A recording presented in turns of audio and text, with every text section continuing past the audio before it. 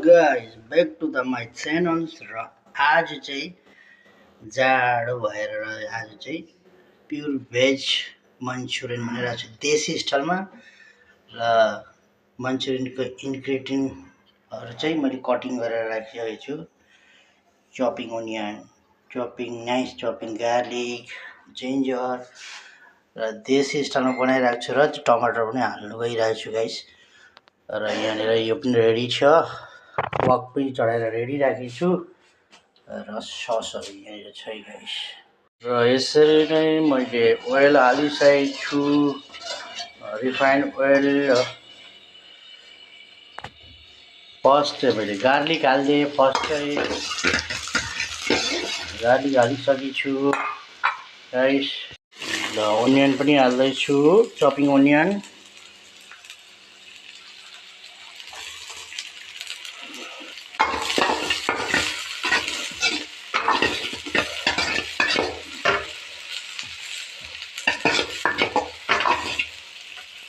खास कुरा चाहिँ के हो भने मैले एरोमेट र मसला पनि लिइरहेको छु एरोमेट पाउडर पनि यहाँ चाहिँ देसी स्टाइलमा हो र मैले जिन्जर गार्लिक र ग्रिन चिल्लीको पेस्ट पनि हालिदिएको छु अहिले चाहिँ राइट नाउ यहाँ चाहिँ फेरि टमाटो पनि मैले एड गरेँ टमेटो किनकि देसी स्टाइलमा बनाउँदैछु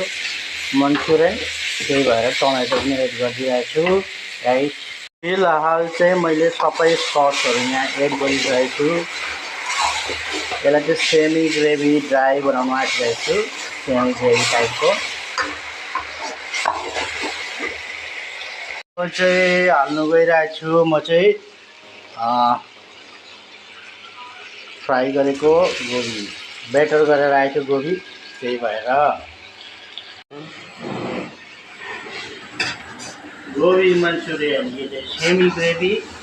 होममेड सेमी ग्रेवी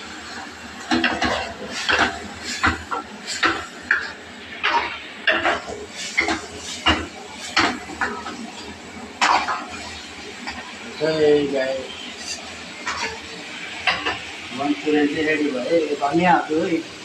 धनिया हाल्नु है भयो मंचूरियन चाहिँ